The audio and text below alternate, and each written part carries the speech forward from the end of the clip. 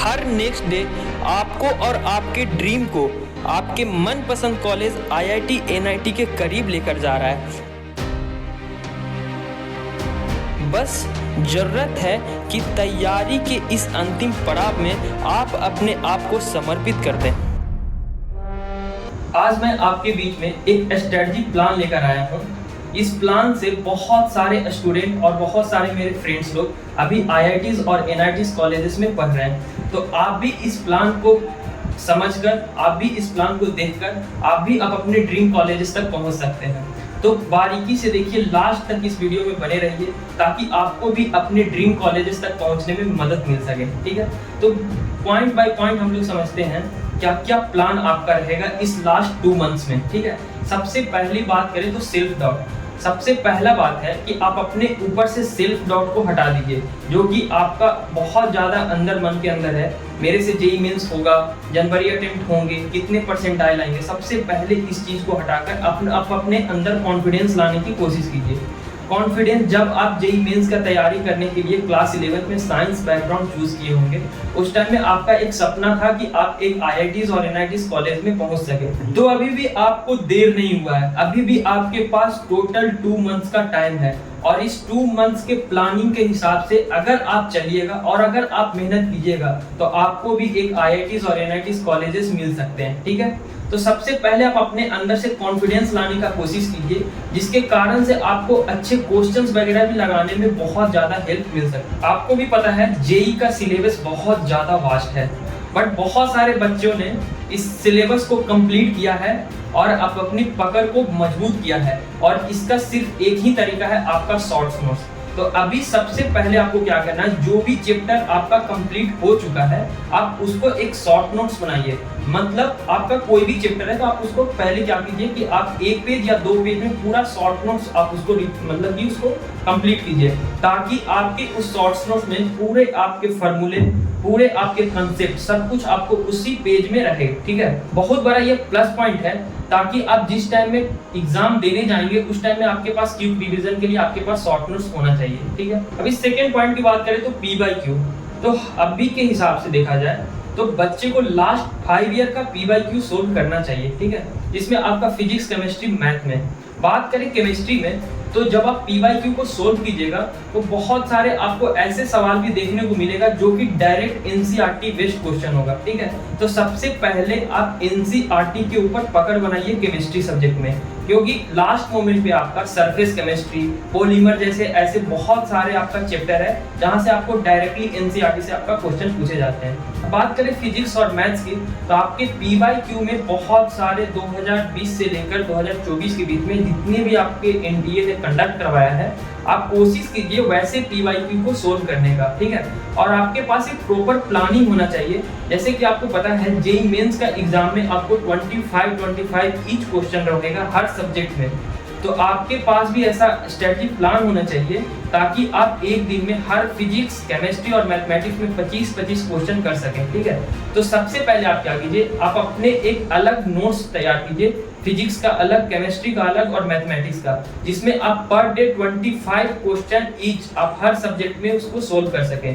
अगर आपसे P/Q question solve नहीं होते हैं तो वैसे स्थिति में आप अपना YouTube से भी आप उसको देख सकते हैं, जहां से आपको पूरी एनालिसिस आपको मिल जाएगी, कैसे P/Q क्वेश्चन आपको करना है, कहां कौन सा चैप्टर से कितने P/Q क्वेश्चन आपके आए हैं। जब आप इस चीज को एनालिसिस कीजिएगा तो आपको एक पकड़ हो जाएगी, हाँ इस सब्जेक्ट से इतने P/Q क्वेश्चन आपको पूछे जा रहे हैं। तो सबसे पहले आप ध्यान देखिए कि आप लास्ट 5 ईयर का P/Q क्वेश्चन आप सोल्व कीजिए। अगर आपसे क्वेश्चंस नहीं होते हैं तो आप एक वीडियो सॉल्यूशन भी आप देखिए, मैं उसका डिस्क्रिप्शन में आपको लिंक दे दूंगा कहां से आपको P/Q करना है।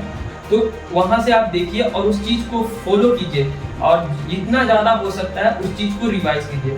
वहीं तीसरी की बात करें तो आपका एग्जाम स्ट्रेटजी। जैसे में आपको पता है जब आपका एडमिट कार्ड आएगा उस टाइम में आपके एडमिट कार्ड पे टाइम स्लॉट दिया हुआ रहेगा। बहुत सारे बच्चे का इशू हो जाता है कि वो 9 बजे के आसपास में वो उठ नहीं पाते हैं और आपको सेंटर पे रिपोर्टिंग ही करना आपको 9 बजे रहेगा। इस टाइम में आप क्या कीजिए, लास्ट के 2 मंथ में आप अपने अंदर एक ऐसा प्लान विकसित कीजिए जिसके कारण से आप सेम एग्जाम पैटर्न को फॉलो कीजिएगा। वरना बहुत ज्यादा इशू हो जाता है तब जब आप एक एग्जाम सेंटर में बैठे हुए हों और आपको क्वेश्चन करने के टाइम में मे बी आपको कुछ डिफिकल्टीज फेस हो, जैसे में नींद आना या कुछ भी। तो वो इस चीज को अवॉइड करने के लिए आप लास्ट 2 मंथ्स में आप अपने रेगुलर प्लान में इस चीज को रखिए, ठीक है।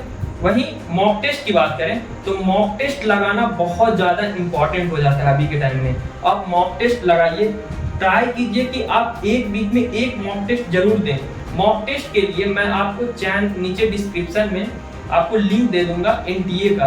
एनटीए अभ्यास करके एक आपको प्ले स्टोर पे ऐप मिल जाएगा जहां पे आपको फ्री ऑफ कॉस्ट में एनटीए की तरफ से आपका मॉक टेस्ट दिया हुआ है। आप वहां पे मॉक टेस्ट भी लगा सकते हैं, चाहे वो आपका फिजिक्स का हो, केमिस्ट्री का हो या मैथमेटिक्स का हो, या तो फिर आप तीनों भी सब्जेक्ट का मॉक टेस्ट वहां पे लगा सकते हैं। और मॉक टेस्ट के लगाने के बाद अगर वो क्वेश्चन सोल्व नहीं होता है तो उस क्वेश्चन को सोल्व करने का कोशिश कीजिएगा, क्योंकि आपको सेम ही पैटर्न आपको फॉलो होगा जब आप जेईई मेंस का एग्जाम दीजिएगा, ठीक है। अगर आपका टाइम मैनेजमेंट है, ठीक है, बहुत ज्यादा क्रिटिकल टाइम अभी आपका चल रहा है लास्ट के 2 महीने में, क्योंकि अभी से आपका डिसाइड होगा। अब आपका लास्ट का 2 इयर्स अब आपका खत्म होने पे है, तो अभी आपका लास्ट 2 महीने टाइम है। इस टाइम को जितना ज्यादा हो सके उतना ज्यादा यूटिलाइज कीजिए ताकि आप अपने ड्रीम कॉलेजेस में पहुंच सकें।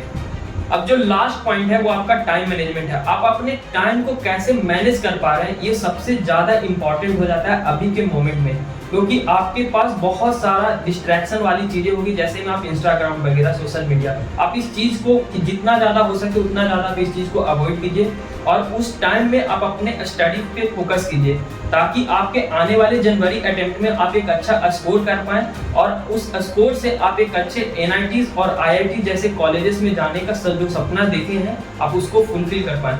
अभी पूरी वीडियो को आपको समराइज कर देते हैं। सबसे पहले आपका सेल्फ डाउट। आप सेल्फ डाउट को आप अपने अंदर से हटा दीजिए, आप अपने अंदर कॉन्फिडेंस लाने का कोशिश कीजिए, जिसके कारण से आपका स्टडी प्लान और स्टडी स्ट्रेटजी में आपको बहुत ज्यादा हेल्प मिलेगा, ठीक है।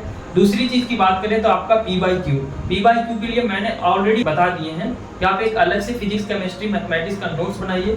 शॉर्ट नोट्स को आप सबसे पहले तैयार कीजिए, उसके बाद उस अकॉर्डिंग आप पी/क्यू क्वेश्चन को सोल्व कीजिए हर एक कॉपी में, ठीक है।